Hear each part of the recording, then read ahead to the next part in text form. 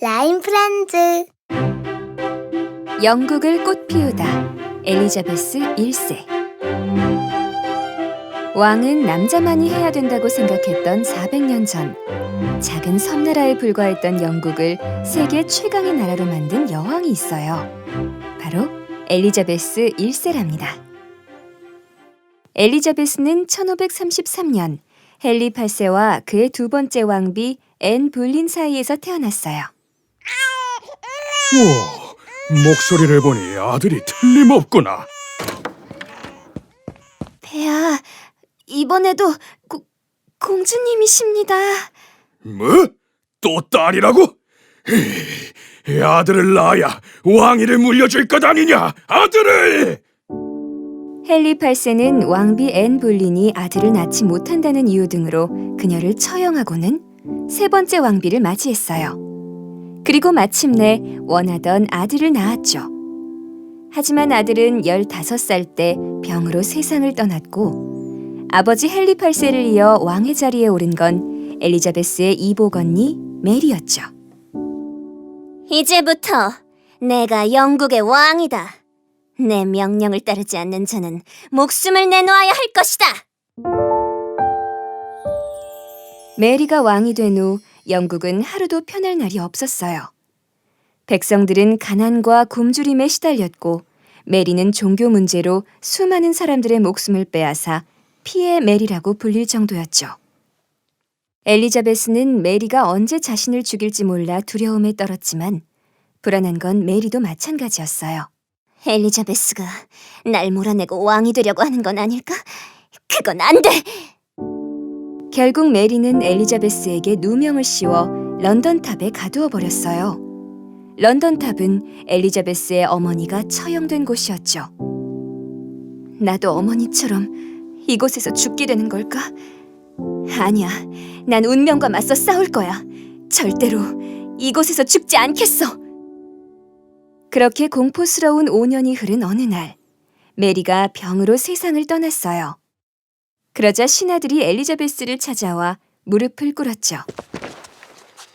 엘리자베스, 당신은 이제 영국의 왕이십니다. 백성들을 부디 고통에서 구해주시옵소서.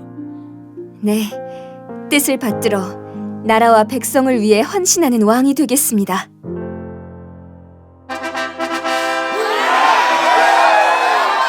엘리자베스는 백성들로부터 환영받았지만 25살의 젊은 여왕을 걱정스럽게 보는 사람들도 있었어요. 아니, 이 여자가 나라를 다스릴 줄 알겠어? 그래, 나이도 너무 어리지 않아? 하지만 엘리자베스는 놀랄 만큼 침착하게 문제들을 해결해 나갔어요. 가장 먼저 해결해야 할 것은 나라를 분열시킨 종교 문제입니다.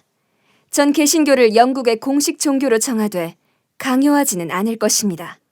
폐하, 굶주림에 시달리는 백성들은 어떻게 하는 것이 좋겠습니까? 일을 할 수 있는 사람들에게는 먹을 것과 일자리를 주고, 일을 하고 싶어도 할 수 없는 사람들은 나라에서 보살펴주도록 하죠. 그 후 종교로 인한 갈등이 줄어들고 영국은 점점 안정을 찾아갔어요. 소통을 중요시한 엘리자베스는 신하들과 매주 한 번씩 대화의 시간을 가졌죠. 그리고 긴 여행을 하면서 백성들을 직접 만나 그들의 걱정거리를 듣고 문제를 해결하려고 했죠. 백성들은 그러한 엘리자베스를 존경했어요. 하지만 신하들은 걱정이 많아졌죠. 폐하, 어서 결혼하셔서 후계자를 낳으셔야죠. 수많은 청혼을 받으시고도 왜 결혼을 하지 않으시는 겁니까? 나는 영국과 결혼했습니다. 백성들이 내 가족이자 자식이니 백성을 사랑하고 보살피는 일에 평생을 바칠 것입니다. 엘리자베스는 종교, 정치, 경제 문제를 해결했을 뿐만 아니라 예술 활동을 적극적으로 지원해 영국의 문화와 예술을 꽃피웠어요. 영국 곳곳에 극장이 세워졌고 셰익스피어 같은 빛나는 극작가들의 작품이 공연됐죠.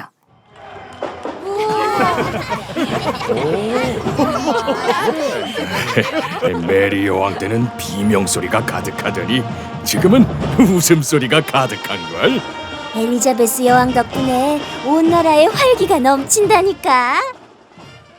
하지만 영국이 황금기를 누리고 있을 때 위기가 닥쳐왔어요. 폐하, 큰일 났습니다. 에스파냐가 무적 함대를 이끌고 쳐들어왔습니다.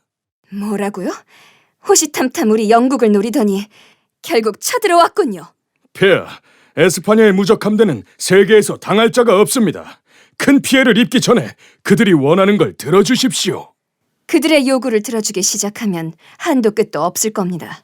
당장 전투를 준비하도록 하십시오.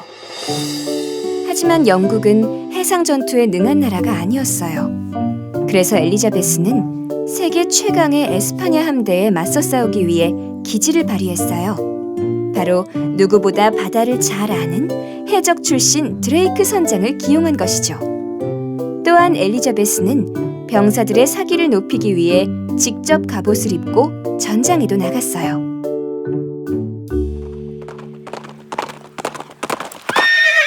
병사들이여! 나는 비록 연약한 여자의 몸을 가졌지만 영국 왕으로서의 뜨거운 심장과 용기를 가지고 있습니다. 나는 그 누구도 우리 영국을 넘볼 수 없게 함께 죽을 각오로 싸울 것입니다. 그대들도 나와 함께 하겠습니까?